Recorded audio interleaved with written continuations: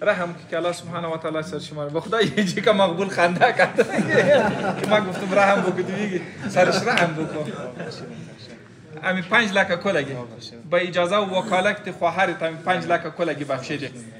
شما شهیدای نیست خواهرش آموتام وکالت برش داده، آموتام وکالت داده، آموتام وکالت داده، شما شهیدی میتین. رحم کوی که خدا سرش شما رحم کنه. 5 لک کلگی بخشیدی؟ امی 5 لک کلگی بخشیدی؟ ماما بخشی و اما بخشی و کاکا بخشی و امی کلگی بخشیدی؟ شیربها کلگی. وای جزاک الله خیر. وای جزاک الله.